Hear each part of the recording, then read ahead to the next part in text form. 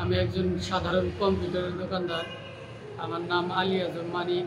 ঘিওর বাস স্ট্যান্ডে আমার কম্পিউটারের দোকান।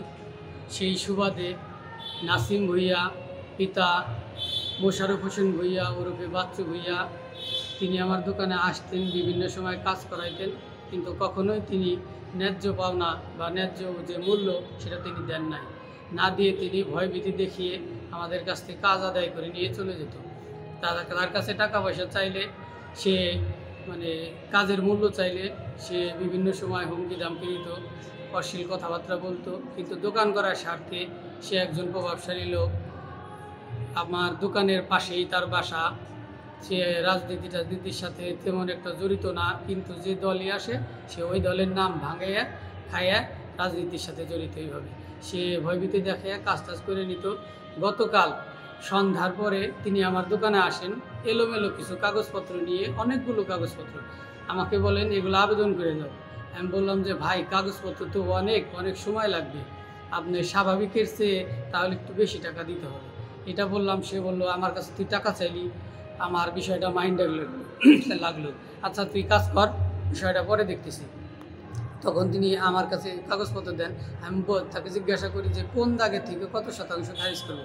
তিনি আমাকে সঠিকভাবে বলতে পারেন না। আমি তখন তাদের কাগজ আর কলম দিয়েই বলি যে এখানে একটু লিখে দেন যে কোন দাগ থেকে কত শতাংশ আবেদন করবো। এটা না বললে তো আসলে খারিজের আবেদন করা সম্ভব না। এলোমেলো আবেদন করলে তো আবেদন বাতিল হয়ে যাবে। তখন তিনি এবং তার দুইজন সহযোগী আমার দোকানের পাশের বেঞ্চে বসে তারা সবগুলো লেখার চেষ্টা করে, কিন্তু 2 ঘন্টা যাবত তারা কোনো সুরাহা করতে পারে না যে আসলে কোন দাগের থেকে কত শতাংশ জমি তারা পাবে। তারা একজন আমিন দলিল লেখক, সে মোহরি, তাদেরকে ডাকেন, তিনিও কোনো সুরাহা দিতে পারেন না বলে তিনি বলেন যে সকল কাগজপত্র নিয়ে আমার দোকানে যায়েন, সেখানে আমি সব কিছু গুছিয়ে লিখে দিলে মানিক আবেদন করতে পারবে, তাছাড়া তো মানিক আবেদন করতে পারবে না, আর এভাবে আবেদন করলে আবেদন হবে না বলে তিনি চলে যায়। তখন তিনি আমাকে চাপ প্রয়োগ করেন যে তুই আমার সব কিছু দেখে আবেদন করে দিবি। আমি বলি যে আমার বাড়ির ছোট 2 বাচ্চা, আমাকে ছাড়া তারা খায়ও না, ঘুমায়ও না, আমার বাড়িতে যাইতে হবে, 9টা বেজে গেছে।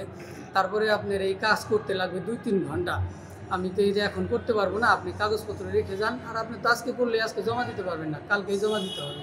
আমি কালকে করে দেবো, যে কোনোভাবেই আমি কারো সাহায্য নিয়ে বা আমি দেখে করে দেবো, তখন আপনি জমা দিন। সেও আমাকে বলে না তুই এখনই করে দিবি, আমারে না করে দিয়ে তুই বাড়ি যাবি, এত বড় সাহস তো, তুই আমার চিরস না বলে সে একবার বাইরে যায়, দোকানের বাইরে যায়। তারপরে 3 জন কি আলাপ আলোচনা করে, আবার দোকানে আসে, কী বললি তুই আমার কাছে টাকা চাস, আমি তো আমার বাড়ি এখানে, তুই চিনস না, তোরে আমি এর আগেও বহুতবার দেখছি, কাজ করাইলেই তুই টাকা চাস, তুই আমার চিনস না, এই জায়গায় দোকান করলে আমাকে ওইভাবেই মানা লাগবে, নাহলে এখানে দোকান করা যাবে না, তোরা আমি কুবাবু কই আসিয়া বলে সে আমার দাড়ি ধরে টেনে খিঁচতে, তারপরে এখানে থাপ্পড় মারে, অনেকগুলো দাড়ি তুলে ফেলে রক্ত বের করে।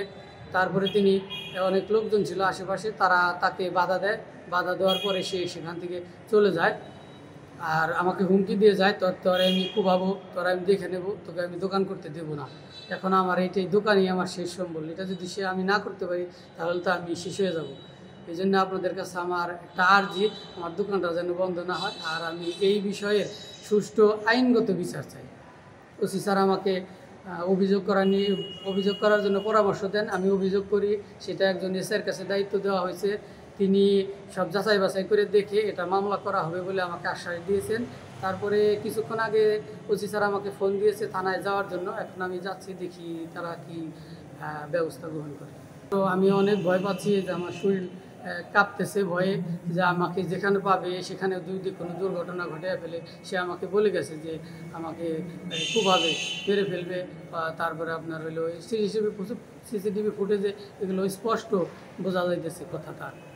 আমি তো অত ভালো তার সম্পর্কে অত ভালো বলতে পারবো না, যে তবে আমি যতটুকু জানি সে কোনো দলে নাই, সে যে দলই ক্ষমতায় আসে সেই দলেরই নাম ভাঙ্গে সে চলে।